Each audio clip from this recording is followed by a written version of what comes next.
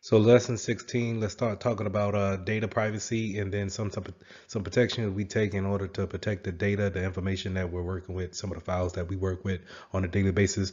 Let's talk about some of the concepts that we use to protect it.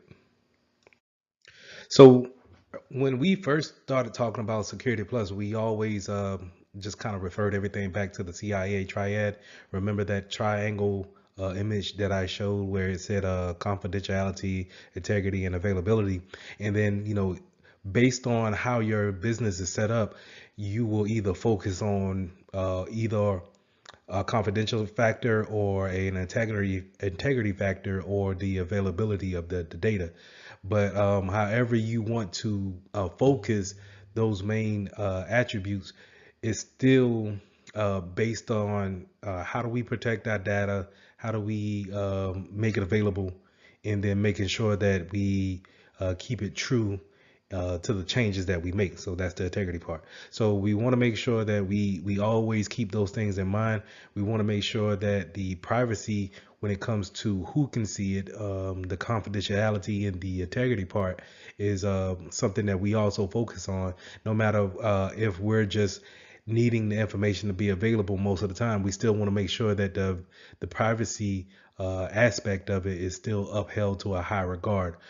This is also uh, we want to make sure that we have these things in place for data when it comes to its life cycle. And that's when, we first create a file, we first create that Word document and we put the first words on it, and we create that file. Once we save it, it's created. And then if other people are using it, they edit it or make some changes to it in some type of fashion, we want to make sure that those things are upheld. And we want to make sure that if it's some type of important document, uh, is really comes down to what's in the document.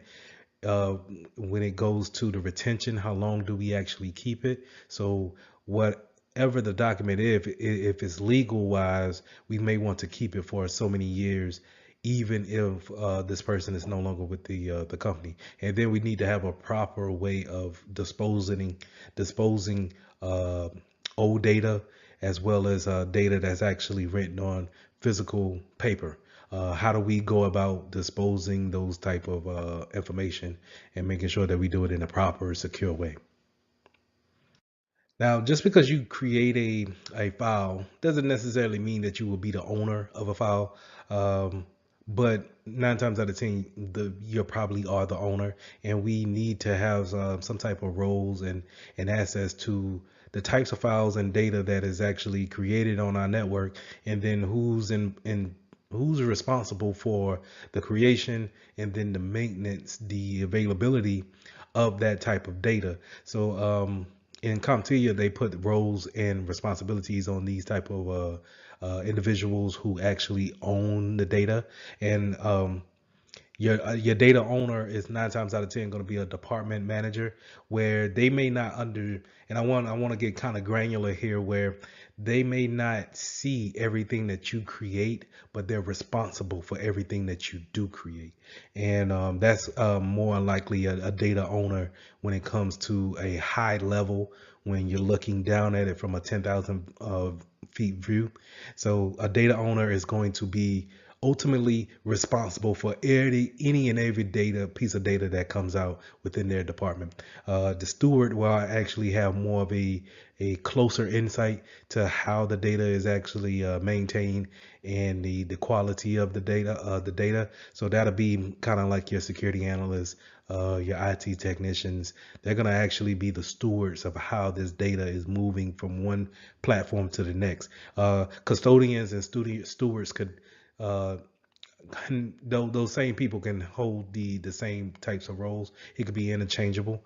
And in some places we have a data privacy officer, but in my personal experiences, I haven't seen them with that actual title. So just want to make sure that you understand, one, a data owner. A data owner is going to probably be that high level manager, that department manager that oversees everyone in that department. May not see everything that you do as far as data is concerned, but they are responsible for that data.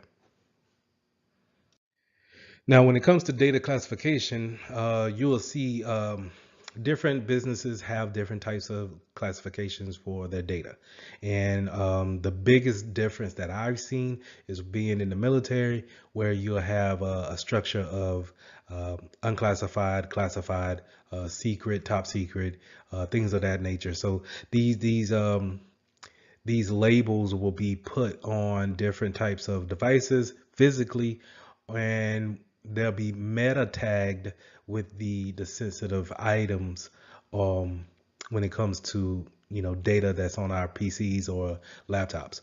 And so 9 times out of 10, when you have a clearance like that within the government sector, you'll probably have a security clearance saying that you have authorization to actually view the content that's labeled for you to see. And what I mean by that is that if you have a secret clearance, you probably can see everything that says public and unclassified, but you're not able to see anything that's top secret. Now, to go to top secret, if you have a security clearance that has a top secret clearance, you'll be able to see everything from top clearance and down to a security clearance, and also at the further the bottom point of unclassified. But anything above a top secret clearance, not too sure if they have one above top secret, but if they do, then you're not allowed to see that as well. So just know that it's very strict when it comes to the government sector of it, but in a civilian sector, when it comes to classified information, we need to understand that each amount of data that is classified, that's where we want to make sure that people have the right permissions in order to see that data, and more importantly, to make changes to that data, to move that data. So we want to make sure that whenever we are creating sensitive items, that we tag these items properly in order to keep that type of classification on them, and then putting them in the right hands when it comes to permissions. So some of your more famous data types could be PII, which is personal identifying information. So that's going to be your name, date of birth, social security, birth date, anything that is describing you as a person, an individual, that can easily be taken and then used to qualify someone else as you, acting as you with that information. So we want to make sure that we are aware of those type of that type of information that's put out there. But that PII also goes into the customer data too. Where a lot of times we can't go into a store now without giving up some type of personal identifiable information. Even if you're just signing up for couponing, they want your address, your physical address, to mail you something, or they want a email address from you so they can, again, give you that type of service that you need. But you want to make sure that, whenever, if it's not necessary to give up that information, that we want to refrain from that. And also when we're training our employees to actually go out here and maybe go on business trips, to be aware of what type of information that they're giving up about themselves as well as the company as well. So moving on from that, we also have of course health information when it comes to HIPAA, and having things when it comes to the health field, as far as test results, what type of medication that we may be on. Those things that are secret to us need to be tagged in a certain way. Of course, in the financial field, when we all think about our bank accounts, those are things that we want to hold sensitive, and make sure that we have the confidentiality into it to where we can only get to it, but also that integrity factor of no one. If I look in there and see $5,000, I need to make sure that that's my money and that it hasn't been taken away from or added to without my acknowledgement and my consent. So with privacy notices and data retention, this goes back into the type of laws and litigations that's put in place in order for us to gather this information, but also keep it safe, and keep that confidentiality attribute held on that data. So the main thing that you really want to take from this slide is the General Data Protection Regulation, the GDPR, and we want to make sure that we understand that this regulation is put in place in order to provide a standard how we should collect data and then keep that data safe. And understand that the people that we gather this information from, we need to let them know what we're gathering and then how long will we keep that information. I want you guys to think about something. When you fill out applications for these new jobs, how long are they actually keeping the information on your application or within their data banks? So I've seen a couple of businesses have, when you fill out an application, they will say we'll keep your information on file for the next 2 years. And that gives me an indication that, okay, if they are under any kind of breach, then my information could be leaked out because of them keeping it for the next 2 years. So I want you just kind of think about that when it comes to data retention, that it's not necessarily because they want to harvest your information and then sell it out, but it may be that they're under a law, some type of regulation, in order to keep that data and make sure that it's secure. Now, if they're securing it, that's another whole, factor, but they are gathering the information that you give voluntarily. So data sovereignty and geographical considerations. The main thing that I want you to really take away from that is that when you're submitting some type of information to a cloud provider, it's important to understand where they're located at, where a lot of these companies are, to back up, we're all connected on this globe. So you may be contacting a company that's based in Britain and is under the EU standards and regulations, but yet you're stationed here in the United States. So the way they handle your information is way different than how we deal with it here in the States. So we want to make sure that we are aware that we can't just put our customers or our clients' information on different servers within different geographical locations.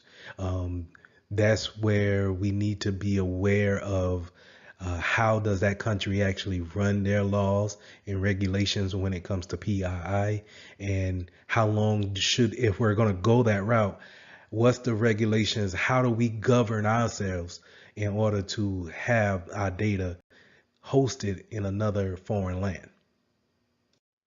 So privacy on the breaches and the data breaches. So whenever we do have a breach, it's important that we understand the process we need to take in order to letting people know that we have had a breach or data has leaked out.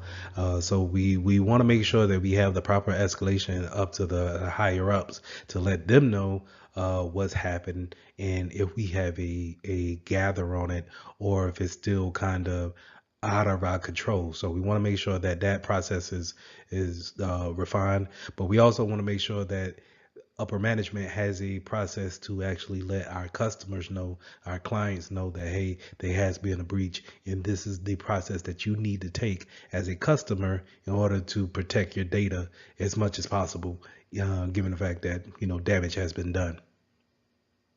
So throughout our course, we already touched on these two different types of policies and documents that we want to have in our arsenal. We want to make sure that, when it comes to data sharing and then the privacy terms, that our SLAs will have those type of um, things addressed in them when it comes to working with a third party. Also having that NDA, that non-disclosure agreement between a third party, is very important. If we're sharing things that make us, our business, unique to us, and we're going to share that with you in order to see if we want to have your services. It may be the fact that we might not want to go with you as a vendor, but in order to vet out and make sure that we hire the right vendor, I might need you to sign an NDA to make sure that you're not going to share my business secrets with anyone else or try to go into business against me, using my business model against me. So making sure that you have these policies in place, making sure that you have that server level agreement, making sure that, they are providing the customer service. I'm sorry, providing the service to you that you need, because you just don't want to hang your reputation on a third party, but you want to make sure that you both agree to the an agreement saying that, hey, if I'm using you to hold my customers' data, then I want you to have a certain standard that you will protect their data at. So making sure that we have those things in line will also ultimately make us a better secure company. So I think this slide should have been a little bit higher up in the show, but protecting the data at rest as well as in transit, and making sure that we have it protected during the use of changing it, and making sure that the integrity is correct whenever we do change it, is very important. We want to make sure that, when it's resting, it's not being used at that time, it's sitting somewhere on a hard drive and just waiting to be accessed, then we want to make sure that it's encrypted. And of course, we want to make sure that we have that encryption moving data from one source to another. So we want to make sure that we have, whenever it's traveling across the network, that we have that encrypted in capsule around our data. So in this lesson, you also want to make sure that, how does data leave your network? Not necessarily just thinking about the daily tasks that we do in order to hold business, but how are other ways data could actually leave from your possession out into the open or into the wrong hands. One way could be through USB ports, where someone can bring in a external device, a USB thumb drive, and plug it into your PCs, and then take that data and then take it to wherever they will want to take it. Using things such as a cloud hoster, where someone is they have a Dropbox account or a Google Drive account that's accessing that network, that cloud provider within your network, and transferring data that way. That, is it's an open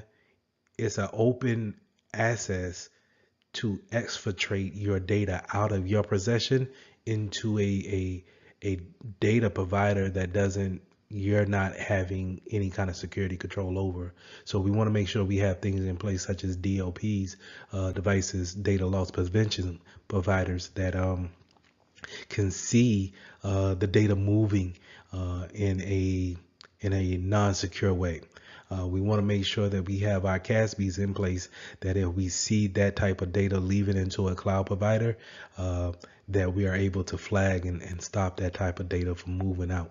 So keeping these things in place will allow you to have some type of control, security control over access points that come into your network, and you're not necessarily aware of it. So going into the data loss prevention, just like I said before, is going to look at that traffic that's leaving out and seeing if there's any kind of sensitive tagging to it. Is it a sensitive item? Is it a secret item, top secret item? Does it have PII in it? Does it have any type of social security numbers, banking routing numbers, and account numbers? Is it a larger number of data that's leaving out? Your DLPs should be able to see that, flag it, and then stop it. And it can look at it via the emails that we send out as clients. Sometimes we send emails out, or it could see it as someone taking a file and then transferring it to a USB thumb drive. Some DLP systems will even detect if someone takes a picture of the screen with their cell phone, and then they can alert you on that, and then we can have a early jump on data moving out that way.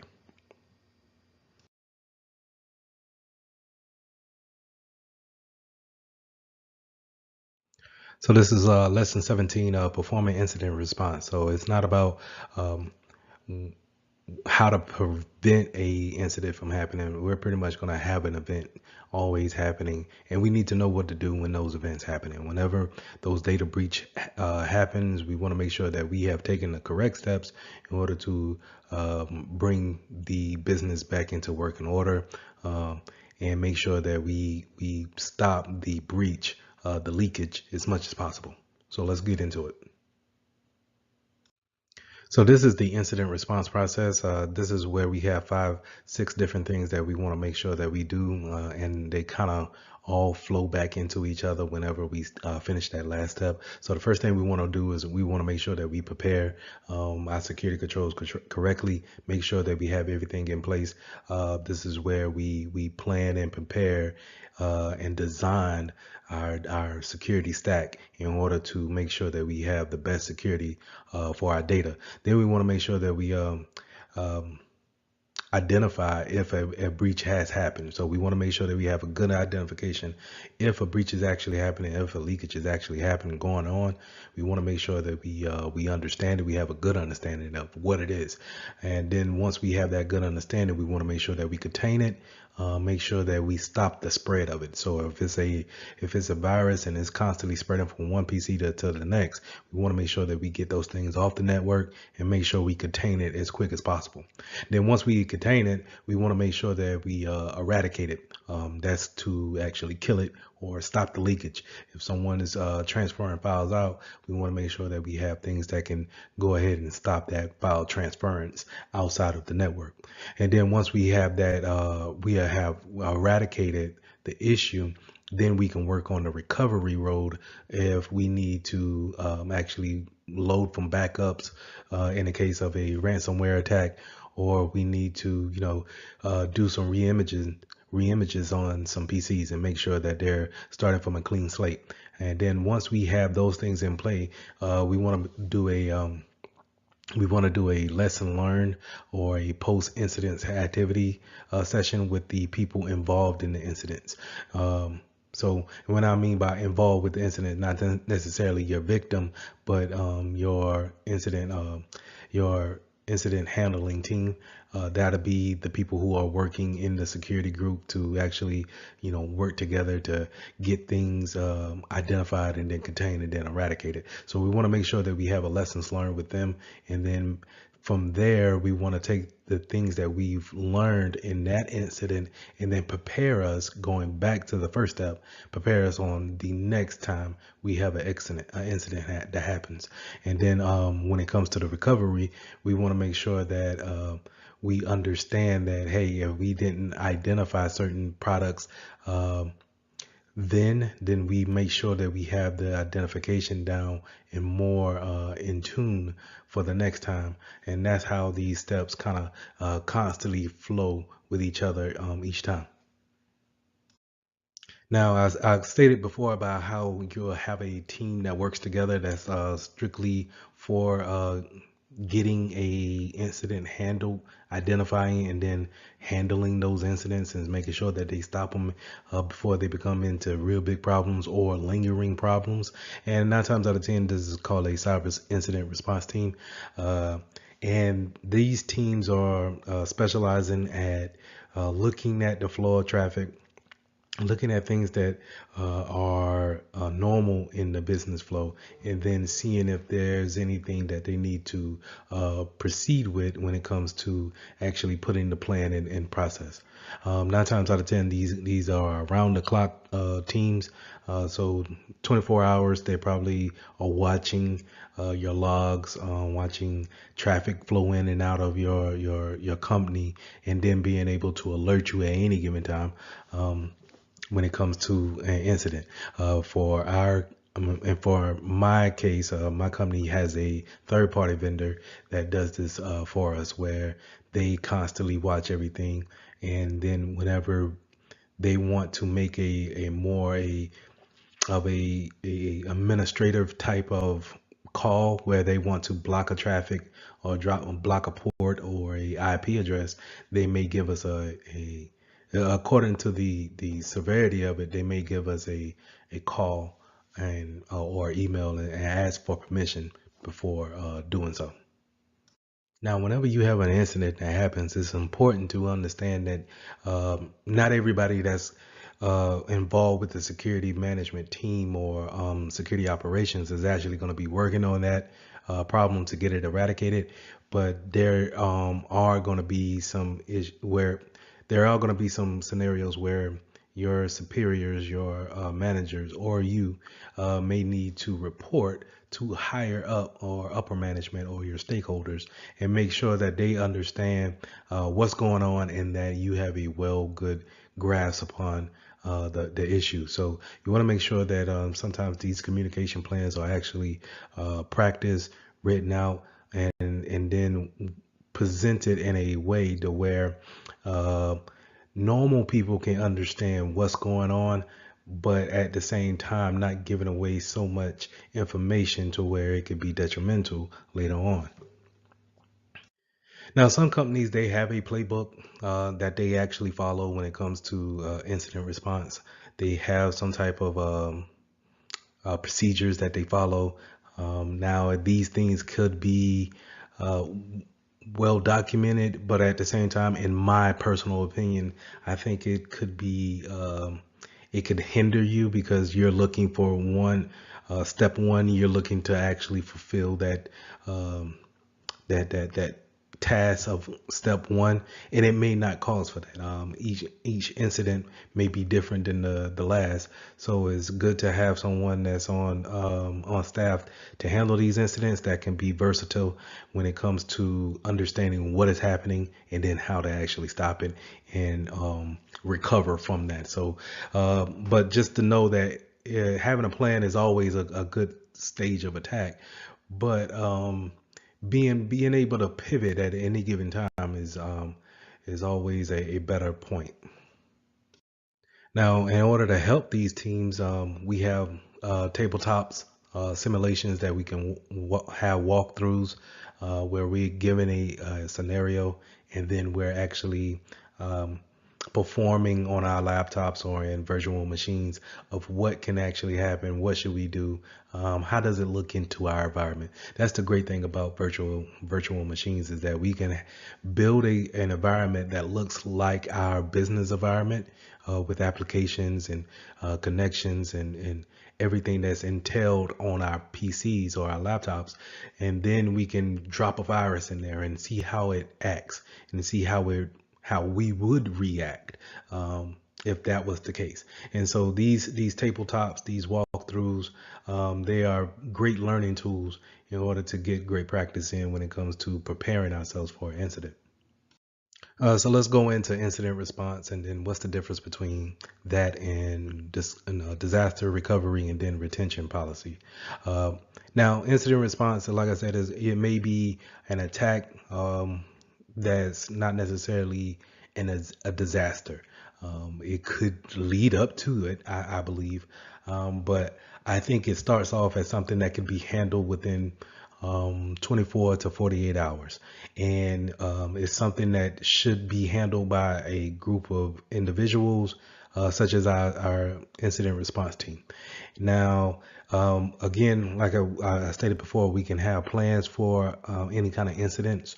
Such as, to give an example, someone left their laptop, their work laptop, on a plane, a business trip, right? And now we lost that data that's on that PC. So now that's an incident, and we need to take a certain steps in order to recover that data, make sure that that data is protected and is unreadable once it's lost, right? But in the difference between that and in a disaster is that a disaster is so bad of an incident that it may stop the business from existing.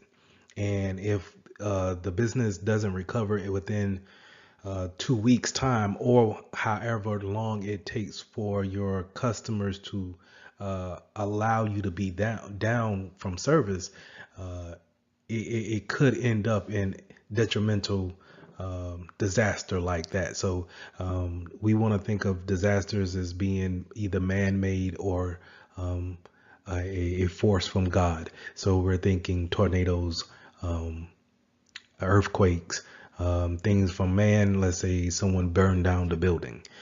So these are things that falls into a disaster type of a category, and we have different type of planning and recovery tactics when it comes to disasters. Now, when it comes to business continuity plans or retention plans, we want to make sure that these are things put in place that keeps the business running at all times. These are procedures that helps in a daily process of of running the business, but not necessarily is these things, these retention policies and business continuity plans help in the disaster recovery standpoint, and it could come into play when it comes to incident response as well. But it's more built on a daily process of how do we keep our business making money and moving forward.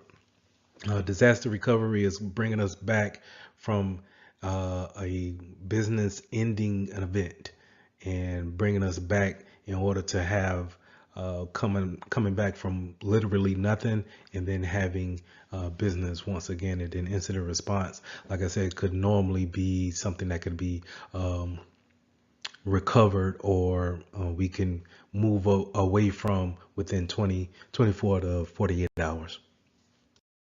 Now, when it comes to identifying the incident, we have certain tools, certain controls that's in place. Not all the time are you just going to be watching the logs to see if any kind of incident or leakage has actually happened. This is where we have our IDSs, our intrusion detection systems, playing in a part. This is where we have our SIM, our security incident and event manager, actually looking at these logs, and if they see anything that's out of the way as an outlier, they should give you a warning on those things. These type of tools are put in place just to see that traffic flowing every day. Think about how many people you actually have working in a Fortune 500 company, and then how many people are actually sending emails out, sending messages from one space to another, sending things out to the cloud, pulling things down from the internet. So many things are happening as far as data moving back and forth that we have these controls in place just to see all of that data. And it's our responsibilities as security professionals to know how to set the limitations on it, and then have it alert us if there's any type of anomaly to those regular tasks that's being held on a daily basis.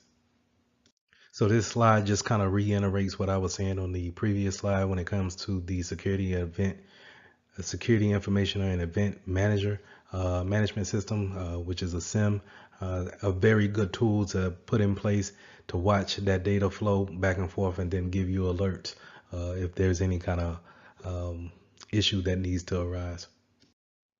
Now, your SIM system is not just made for alerts or just kind of plug and play, and it does need to be tailored and contoured to how you want these alerts to actually happen. So it's very important to have our staff train in these tools that we put in place. So just not I don't think that you can just get into a sim and just hit the ground running. It's a learning curve, especially when it comes to different vendors and different types of sim consoles. We want to get in there and see what works for us, what is the configurations that work well with our business plans, and see how do we want to be alerted. Do we care if we get an alert at 3 a.m. in the morning for someone logging on, or maybe we have a night crew? So we want to make sure that we tailor these type of dashboards, these controls to our business, and make sure that it works well for us and staying efficient. So the trend analysis, what we want to make sure that we understand when it comes to the trend analysis is the frequency and the volume base. So when it comes to my personal opinion, when it comes to what's an outlier to me is that how frequent something happens and then how much does it happen. So that's the volume. So how frequent it could happen 3,000 times a minute, or it could happen every 3 months. The frequency, that's where I'm saying where you need to actually analyze what's what's weird to you. You know, what's when you're looking at the data and you're constantly seeing the same thing over and over and over again, but then you realize that someone took something out. Let's say money wise, someone actually took a penny out every day from everyone's account, and just transferred it to this one account over here. Now, a penny is low volume, but the frequency is high, so therefore it sticks out in my mind. Whereas if I'm taking $3,000 on a monthly basis, then the frequency is low, but the volume is high. So therefore, it kind of raises red flags, and that's the kind of things we want to look for when it comes to our data leaving out of our network, and seeing who's actually, where is it going, why is it going there, why so much at this time. So those are the type of trends that we want to look for. We also want to make sure that we have a good understanding of our logging systems, our logging platforms. Logs are going to keep everything basically written down for us. This is going to be our note taking when it comes to every PC, every server, any type of device that's on our network is logging down everything that it does. And we want to make sure that we understand where our logs are, and then how important they are when it comes to the accuracy. We want to make sure that we take away the permissions of people being able to delete logs.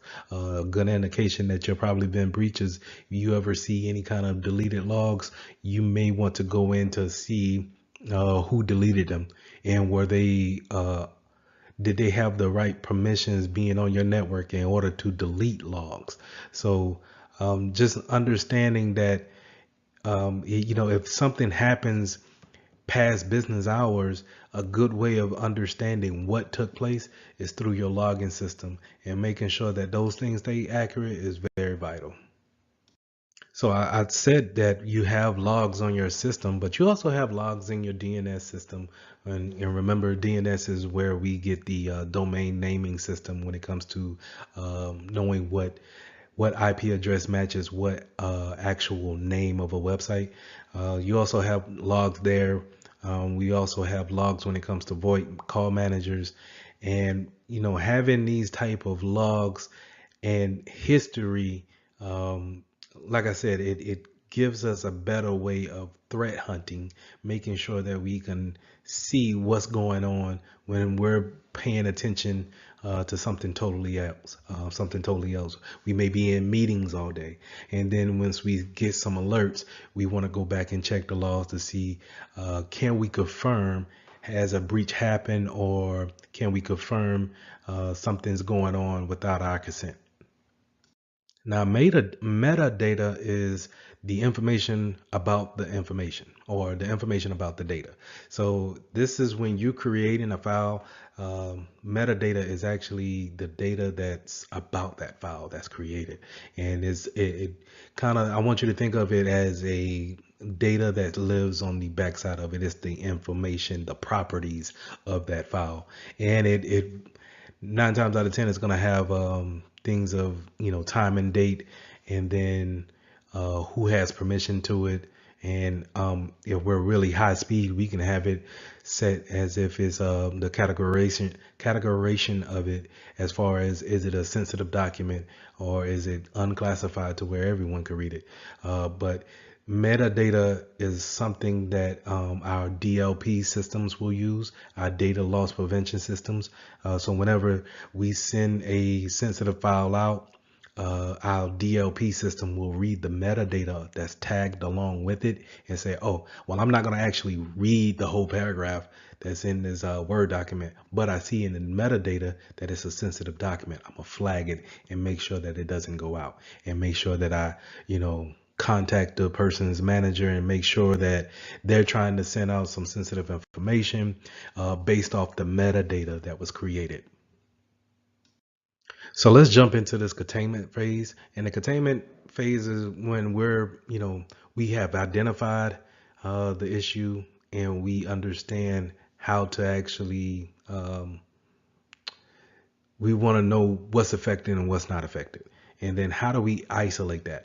A lot of times what you'll see is when you get your security job, they'll tell you to just go ahead and have the user unplug from the network to stop the risk of spreading the virus, or the case of if someone's actually traversing at that time on the network, to unplug from the network, and now they can't go from your PC to the CEO's PC that's on the third floor. So being able to have that type of containment, it gets your hands on the problem and being able to say, okay, how do we want to take it from here? Now, having that network segmentation helps out with this immensely, because in the beginning of us actually architecting the network, we set a network segmentation up to where if someone gets into a particular network, that they can't just go to everyone's PC. Remember, we have different VLANs for different departments or different teams, and we can have that type of separation to where it can already make the containment phase even easier. So just keep those things in mind, that having that defense in depth within the planning stage also helps out when it comes to actually putting things in play, in motion, and you actually want to get things contained. So to dive a little deeper into the eradication, how do we actually stop the issue that's going on? Let's say if it's a virus, did our antivirus, will it work on this? Is it a 0-day attack? Are we able to actually clean the PC?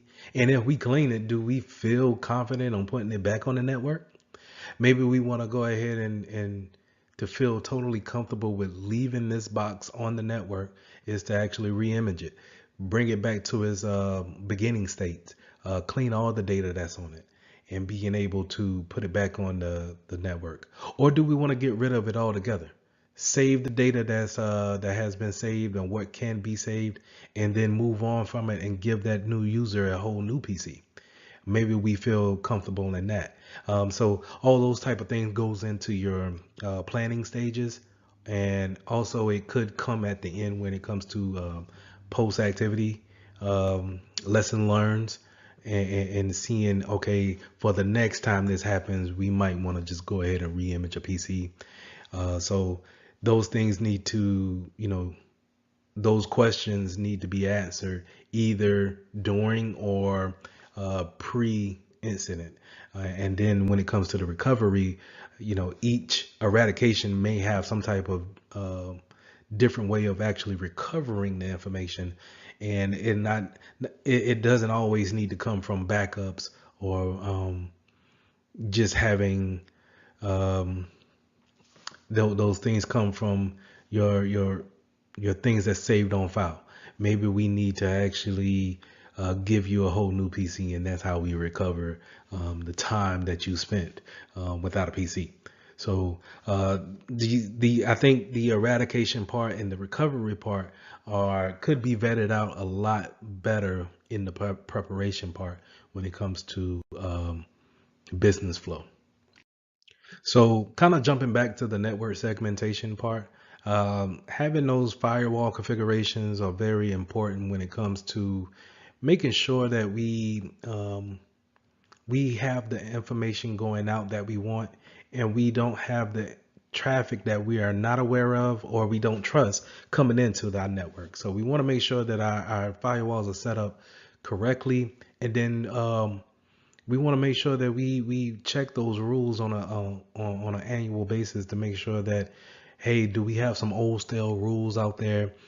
Could we add some that we have came in kind with? Who has access to our firewalls? Are they able to just add any type of rule that they deem to be beneficial?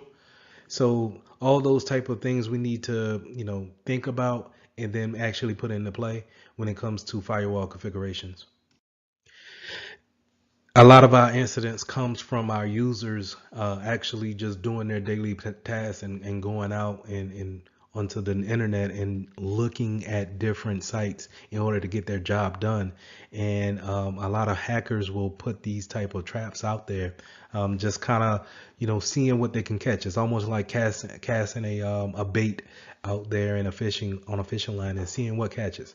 And we want to make sure that we have security controls such as our DLPs in place for our mobile devices. We want to make sure we have our mobile device management systems in place, just in case you get something on your phone. We can go ahead and remote wipe the phone. So we want to make sure that we think about our mobile devices. We want to think about when it comes to DLP, we want to think about how people are sending things out in emails. When we're thinking about our sending information out to a website or a cloud provider, we want to make sure we have our CASB in place to where it can scan those types of files and stop any type of sensitive data that's leaving out to these different types of cloud access providers. Now, as far as our endpoint configurations, we want to make sure that we have antivirus sitting on our PCs, some type of DLP agents that's sitting on our PCs, watching the flow of traffic, making sure that we can see things in the data sense of leaving that box. We also want to make sure that our end users are aware of the type of attacks that may happen within their PCs, but also in real life when it comes to social engineering. Not letting someone onto their PC just by intimidation factors. So they need to understand what type of vulnerabilities that they have, that they face when going to their favorite website or versus just coming to work that day and being approached by a total stranger. We also want to make sure that we have some type of application block list and allow list. Are we going to just allow any software to be on our PCs, or are we going to have hey, you can only have these set of 20 applications on your PC because you only need those applications to do your job. And if you don't need them, then we need to go ahead and just remove them. And then when it comes to actually getting let's say affected by virus, or so to say, will our antivirus quarantine that type of virus, or should we go ahead and jump into physical mode and then unplug it from the network? So our key points to review is that when it comes to incident response, it's not necessarily uh, it's not necessarily that you won't get an incident or become breach. It's a matter of fact of when. And when it does happen, are you going to be ready for actually uh, putting a plan in place, being able to identify your issue, being able to contain it, and then eradicate the issue, and then recover if necessary.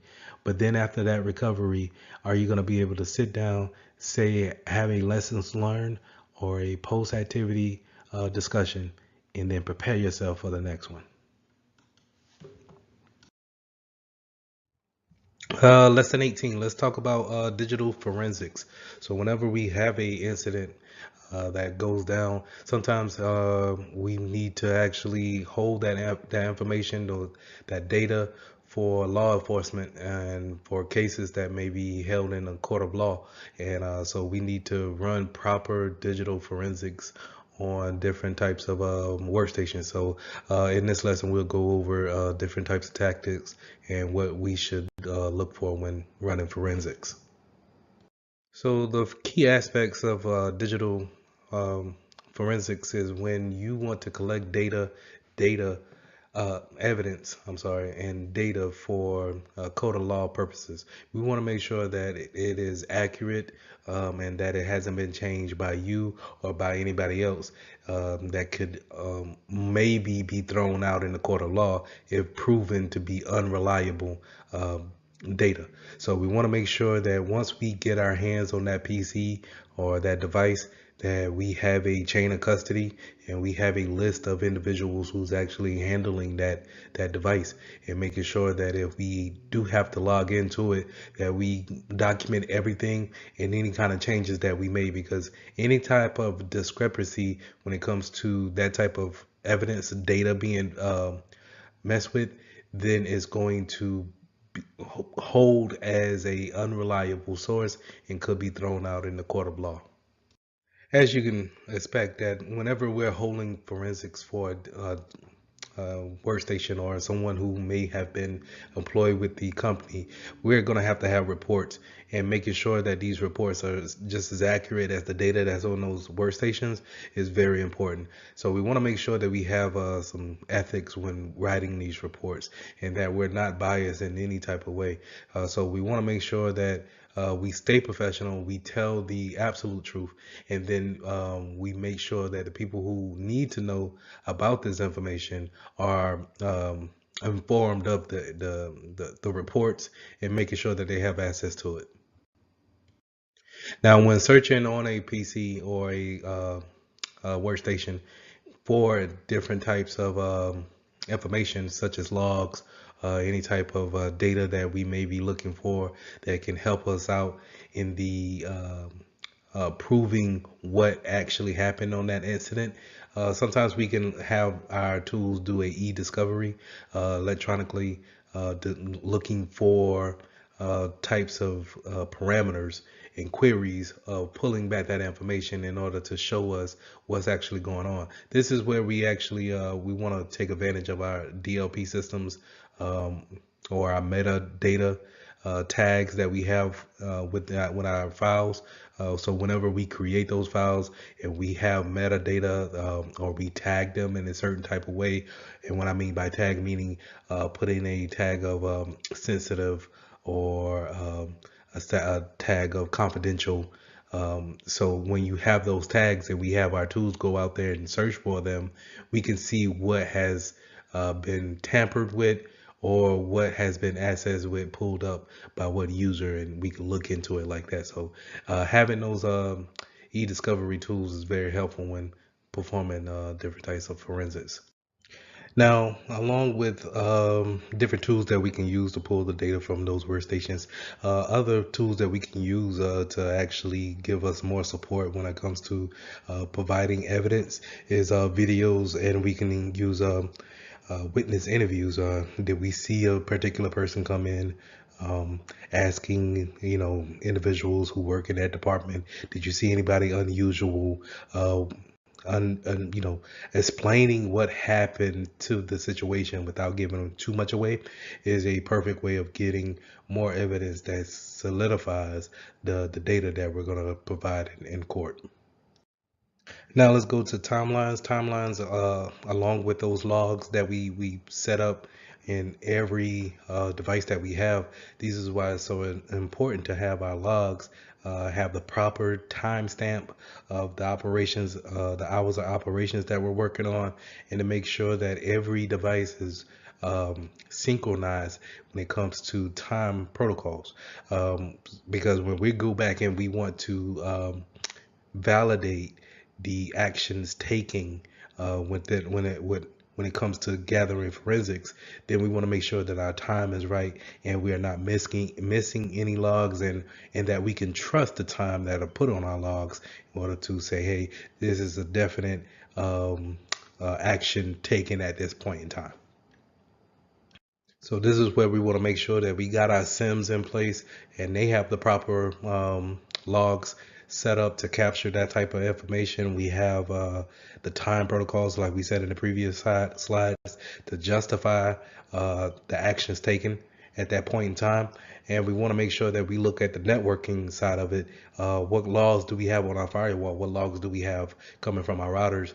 And do they have the correct timestamps that match up with our SIM event logs when it comes to what we're actually trying to validate and say, hey, this happened at this time. So overall, we want to make sure that we get our data from our workstations as well as other resources. But we also want to know when we're directly working with a PC, what is the order of volatility. Um, Now, this is where information is stored in different parts of the PC, mainly in memory, and then it is there for only a moment of time, and then it goes away. It's deleted forever. It's lost forever. So, as we all know, um, everything that we do on our PCs is logged in some type of way, and is actually burnt into the hard drive. It's actually recorded there. And when we delete a file, we're just basically telling the computer that, hey, this file is no longer needed. You can rewrite over the file, but the file is never really lost. So if you don't know, when we clean or when we wipe a PC, we're constantly writing ones and zeros over all the data that's on that PC, causing it to be unrecoverable. Okay, it may happen 7 times or 50 times, right? In order to make that data unrecoverable. So, in a case of you're doing something wrong or a hacker has got into your PC, we want to see, when they first, let's say, delete a file, or they take some information off our PCs, or they they cause for something that they want to be hidden, they delete a file. Well, we can look into the memory and see if it's still there hanging out in a memory state, and then be able to pull it from there. Now we'll go into how we actually pull things from a memory, but you want to make sure that you understand the order of volatility, because it's once it's in the memory only for a period of time, then it's actually deleted forever within the memory. But if it's there on the hard drive on a or let's say a USB or something more permanent, then it stays there for a longer period of time, right? So we want to make sure that we'll check our CPU registers and our cache memory. These they hold the shortest amount of time of holding information there in the memory. Then we want to make sure from there that we check our RAM. This is a non-persistent um, state. So it's whenever RAM is shut off, or the PC is actually shut off, completely off, then it wipes everything from RAM. You kind of see an example of this whenever you're working on something and your computer dies instantly. And then once you reboot it back up, it says, hey, I auto saved this stuff. You can pick it up back here, right? And so that auto save is how it throws information into the memory, and then you bring it back up. But it didn't save it to the hard drive. So if it would have stayed off for a period of time, then everything from the memory state would have been wiped out as well. So from there, we want to go to a more persistent data on a persistent storage. This could be temporary files that you see in your documents folders. If you go and you look into the directories somewhere on your C drive, you'll see some temporary files that can be stored there. They're not asked to be called on exactly all the time, but if a PC has them, they can refer back to them. But we tend to clear these things out from time to time. You'll see me a lot of times go to my internet options list and then clear out the history and the backup data, or the temporary files that's eating up a lot of the hard drive space, and we can clear that out. From there, number 4, you want to go to a remote logging or monitoring data. Is there any type of remote access into that PC? And did the information go across the network into a more remote state, where it's not actually living on the PC, but living in a outside source. So let's think about the cloud like that. Then you want to go into physical configurations, the network topology. Um, how do we actually have the PC set up?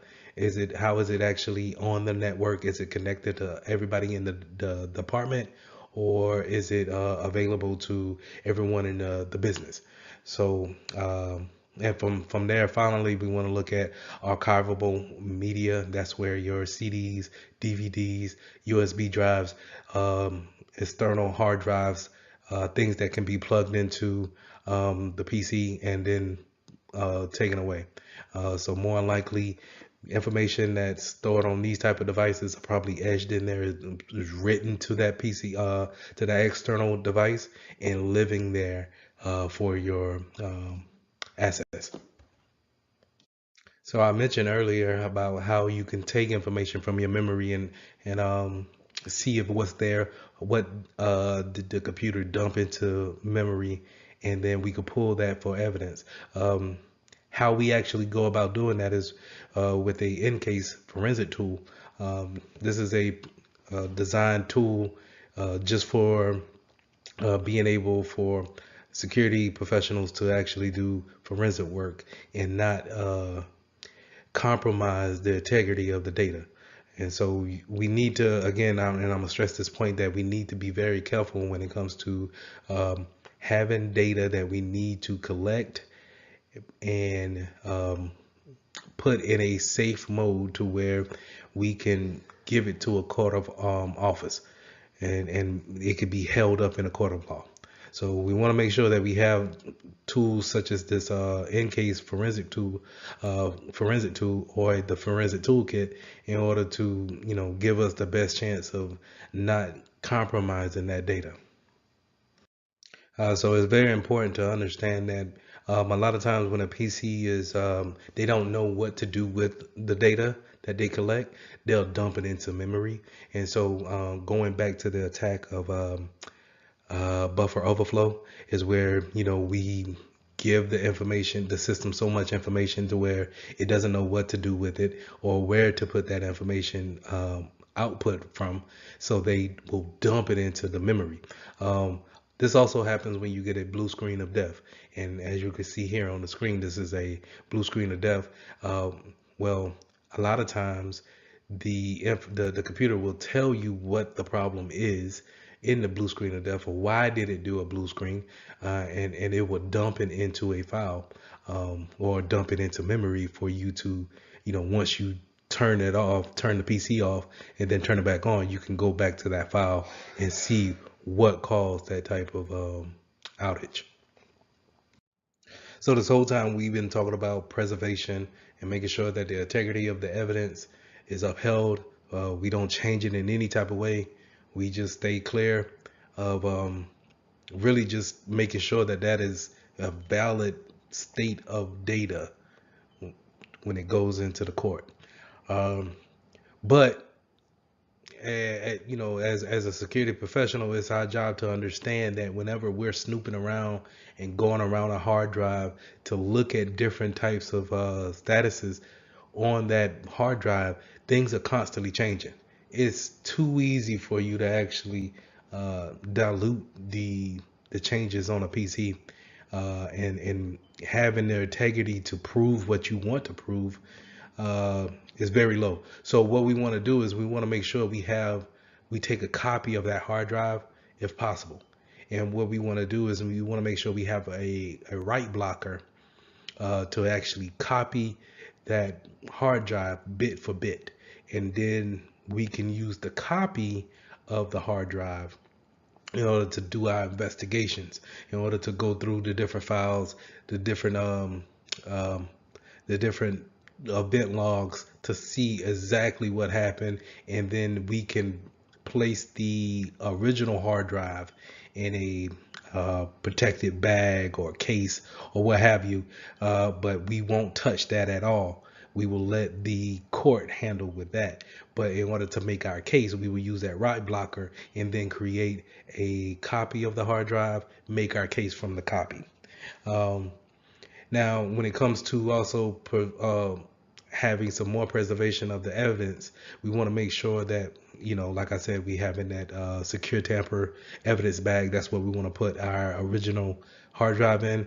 You also want to make sure that you stay away from any kind of electrical discharge that you may have in the office. So wearing some kind of static bands, or having that workstation on a non-static mat that we can do work on, and take that external hard drive out. I'm sorry, that internal hard drive out. We want to make sure that we have a chain of custody. The proper paperwork is going to be real big. You cannot just say, "Hey, Johnny, hold this," and then whenever we're ready for it, for the court date, you just bring it up.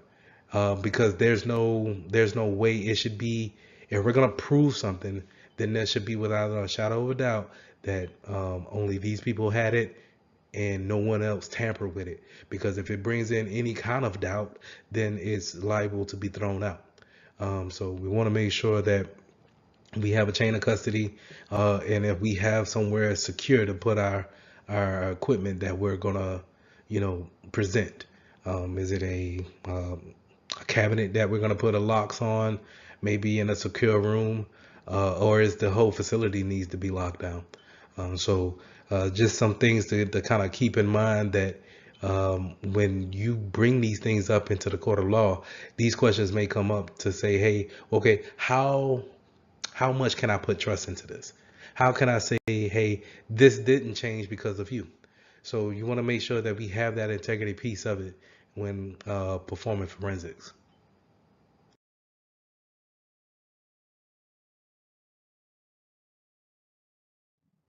So lesson 19, summarizing risk management concepts. As we've been learning more and more about informational security concepts, we always kind of kept everything around the factor that we have risks. And we have risks of things being stolen, being viewed without permissions, risk of losing data due to storms, earthquakes, or hackers.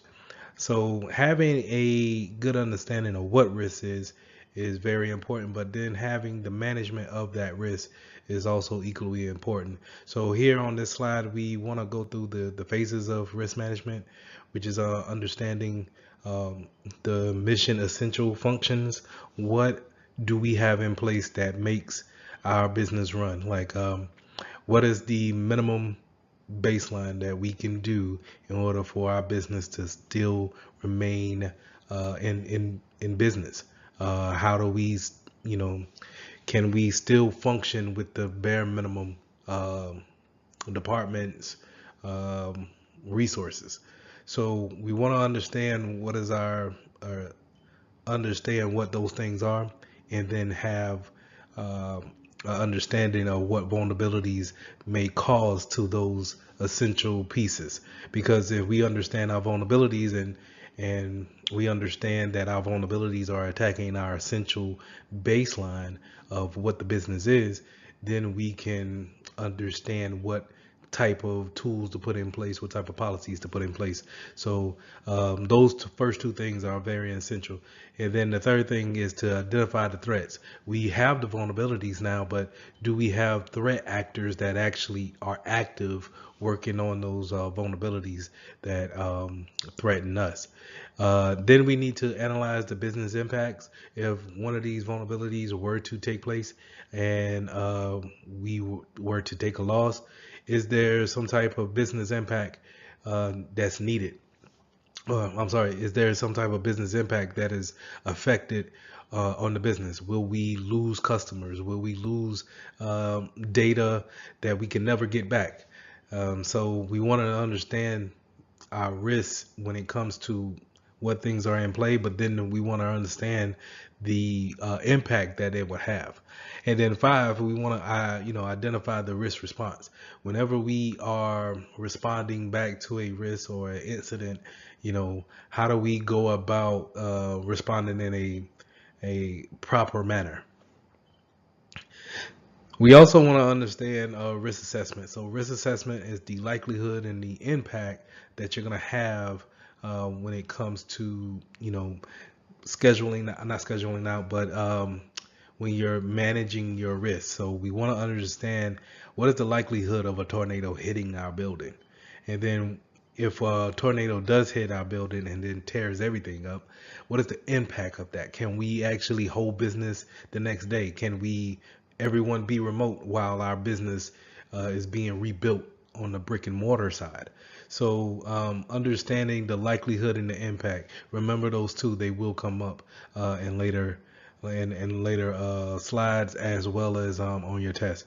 So we have different frameworks that help you with risk management, and a lot of times when you're dealing with big enterprises, they have these type of frameworks to put in place to help your personnel be able to manage this type of task. Because if you think about it, it is a daunting task to see what all risk factors that you have going against your company. It could be a long list of them because you hear me constantly say, how does our data flow in and out of the business? How are we sending things out? How do we receive information in? And you have to know those type of things in order to know what risk could come out of that. So we have risk types. It could be an internal or external actor. External could be, a hacker from Germany, or something God made, where it's a natural disaster, a flooding, hurricanes, things of that nature, or a person made disaster where it could be viruses, or any kind of denial of service where they're cutting the power to your building. So those are external risk factors.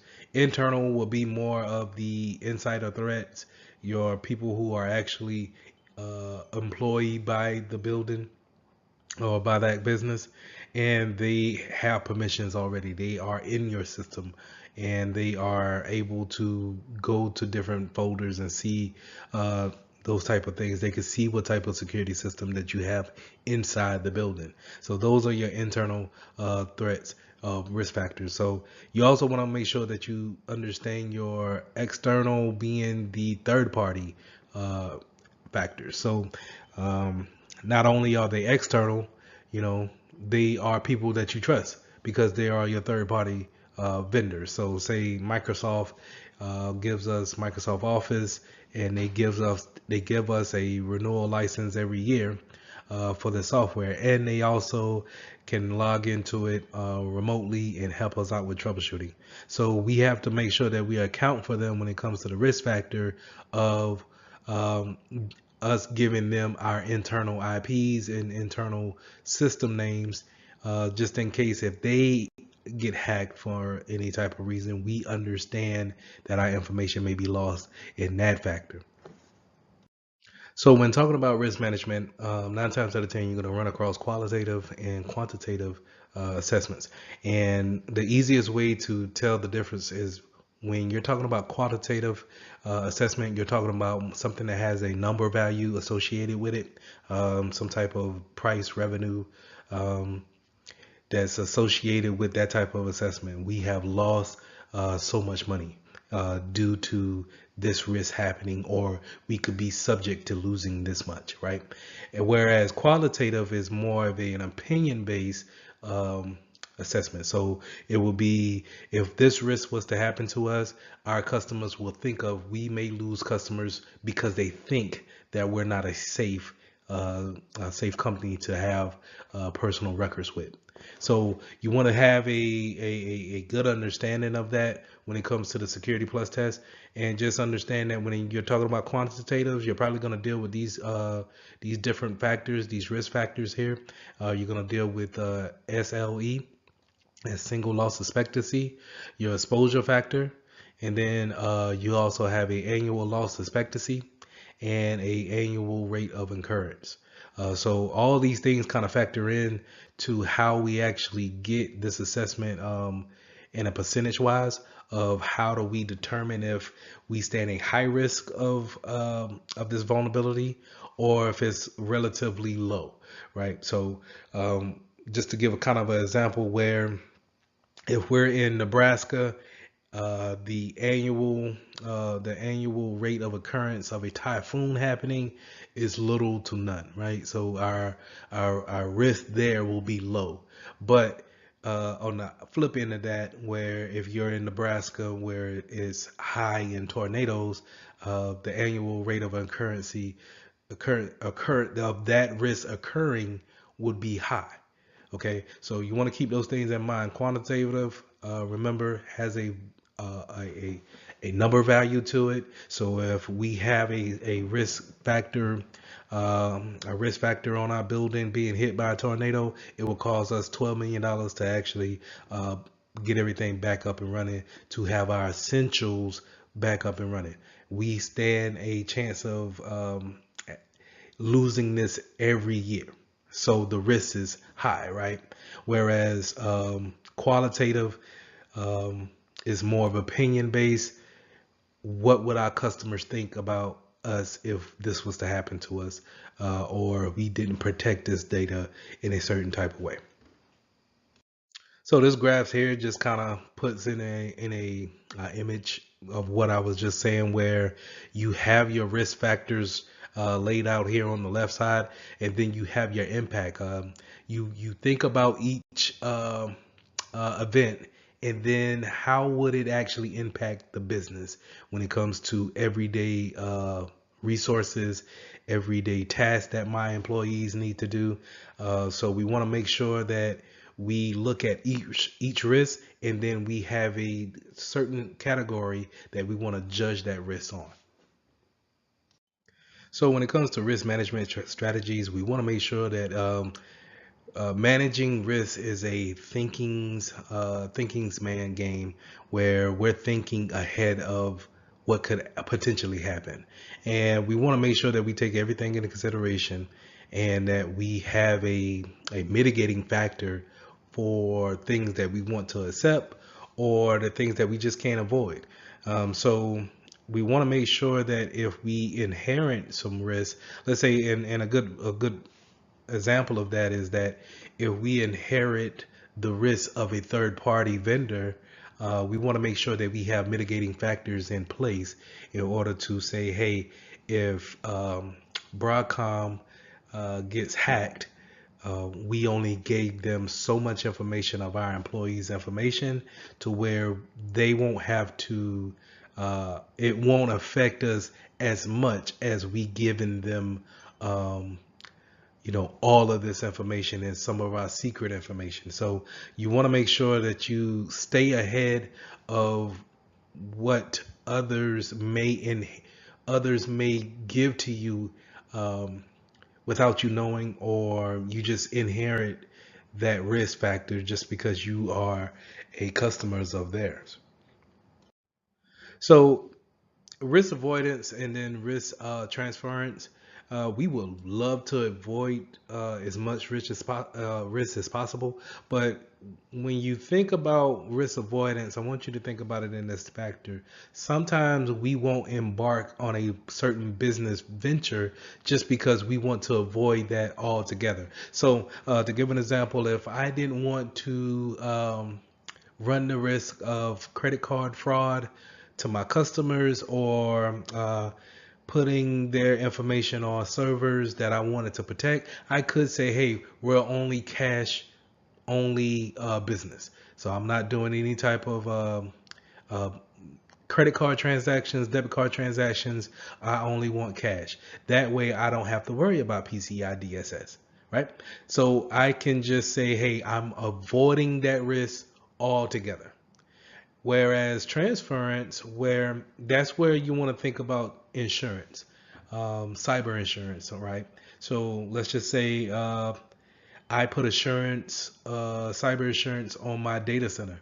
And now if my data center is subject to flooding, I can call up my insurance company and say, hey, we experienced this, and I can get a funding to rebuild my structure. That's transferring the risk from uh, your accept. That's transferring the risk from you to a third party. Okay. Now, having a risk acceptance is where we are willing to take on the risk and the consequences of that risk, right? Maybe we can't avoid it. Maybe we can't transfer it. We can't mitigate it. We're willing to take it on and accept the risk because of the company business wise will be able to still function even if this was to happen to us. So um, I think a good bullet here is not to ignore the risk.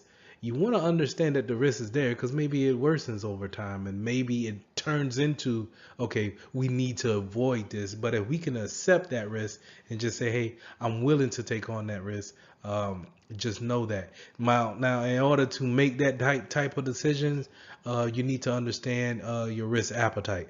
What are you willing to lose? And what is an unacceptable um, margin for you and for the company. So, if you're willing to lose $10,000, but not willing to lose 50,000, then that sets your appetite to, hey, I want my appetite to be around 15,000. I can't really do anything more than that. So that's your risk appetite. Now, all for this slide, I've been saying that how we need to, think ahead of the curve, understand the layout, and then how are we vulnerable in different types of areas. This is just being risk aware, understanding the things that are threatening your company, and then how do we actually manage those type of factors. But we create matrix like the chart that you seen earlier, um, to kind of give a visual aspect to it, so everyone can kind of get on that same board of saying, oh, okay, it's this is the threat, but at the same time, this how dangerous it could be. This is how we set in the mitigating factors for it. So we have different matrix to show that visually, but then we also have different graphs from other third parties to kind of give us a help when it comes to looking at each risk factor, because it could be 10,000 different reasons why you stand a risk in your company. But that's why it's so important to have a baseline in order to say, okay, these things matter to me, and if I can defend against these risk factors, then we stand a good chance of being okay when it comes to running business. Now, we talked about a little bit of the impact that it has on a business. Just realizing that when you stand risk of a threat, that you need to understand, if it was to happen, how could it cripple the company? And if it's so much of a detriment to the company, maybe we want to think about avoiding that risk altogether. Or how do we mitigate it to where it's acceptable um, to our board members? So having a business impact analysis, it sets that up to where we are looking at the impact of cost. We're looking at how often does it happen. Um, these things come into play, and instead of reacting to when a threat happens, we already have a good understanding of what it is before it actually happens. So during this lesson, you constantly heard me say, find out what that baseline is. What is the mission, essential functions, the resources that you have when it comes to your business? And understanding what those resources are gives you a better understanding of what type of risk that you face, and then what type of security controls that we need to put in place. Um, Now, in the slide that you see here, um, the workflow has the data going through different types of servers, And if one of those servers were to break or to go down, what's the maximum tolerable downtime that we can have in order for business to still remain functioning? Or what's the maximum downtime that we can have to where our customers are not complaining about business? So we want to make sure that we understand that time frame. We want to understand what point that we want to recover back to when it comes to the data loss, or what was lost during the disaster or the interruption of workflow. Can we go back to that one particular time, or do we need to go back further? Um, we need to understand these types of functions so we can, have a better understanding of our risk and a better plan that once these things, these incidents happen, we can instantly put into action a recovery plan. So in to add on to finding out what's our baseline, we also want to make sure that we identify what are the critical pieces, servers, desktops, people that are critical to our business being functional. Making sure that we have set ourselves up for a redundancy, meaning if one of our critical pieces were to go away, that it can fail over into another desktop server. Person can pick up that information and keep the business running. So we want to make sure that we identify all of these assets and making sure that we know their roles, and then we know how critical they are when it comes to the processes of making our business run. So you kind of heard me say having that redundancy. This goes into single points of failure. Whenever we have one router that's routing all of our traffic, then the attacker has one point of attack.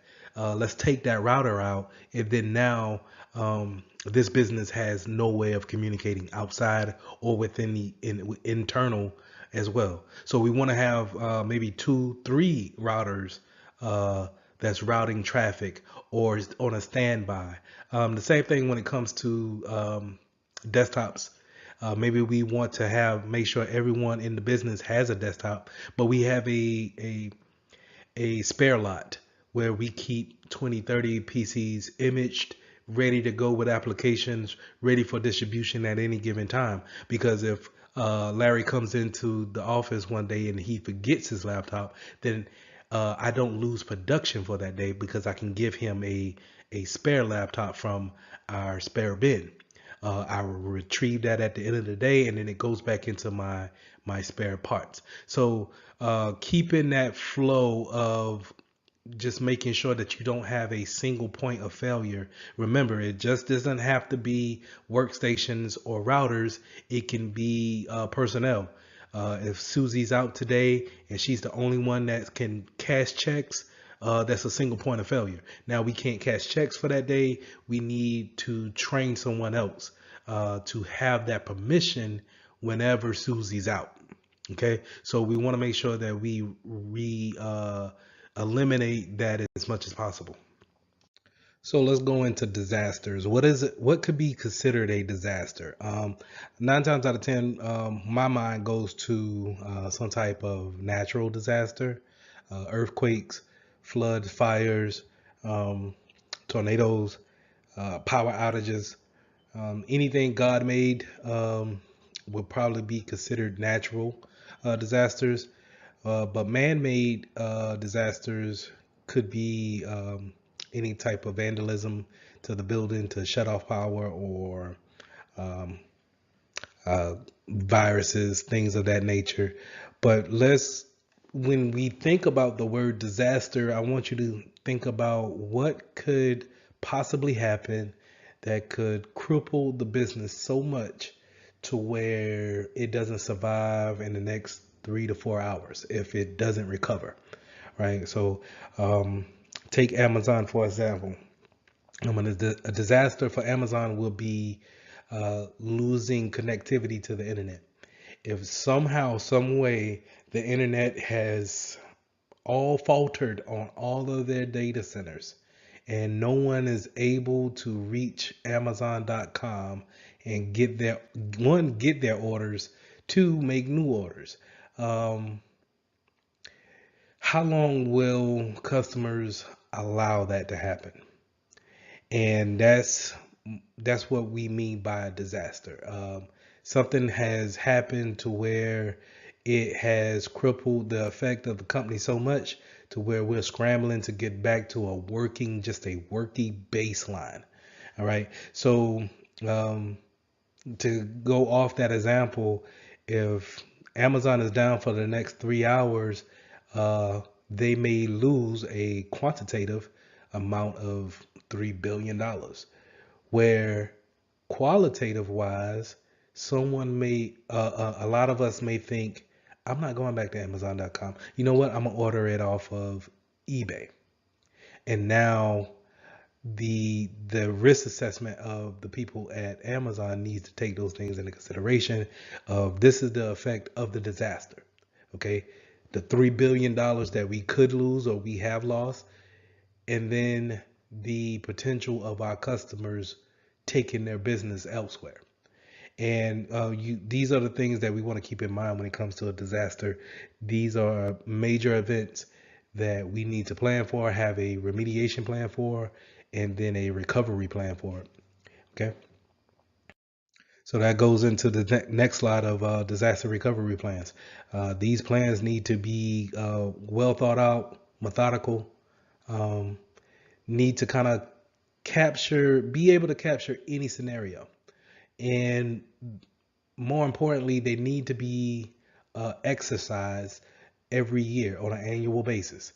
Remember that. And that's not just because it's going to show up on your test, but it's going to show up in real life too. Whenever us as security professionals, we are going over our disaster recovery plans, we need to actually have our employees practice those type of events. Practice the tasks that we have laid out in our DR plan, our disaster recovery plan, because once it happens for real, we need to actually put things in motion. We need to fail over our network to a backup system or a backup network and make sure that we're able to get out to the internet and we're not troubleshooting something that we should have troubleshot when nothing was going on. So we want to make sure that we are constantly going over the planning of it. But then once a year, we want to take a week, maybe when the business is slow, and we want to take that week and dedicate it to actually putting the disaster recovery plan into action. And for some of you, you actually seen this happen. It goes by many different names, walkthroughs, workshops, um, different functional exercises in the military. They just call it training.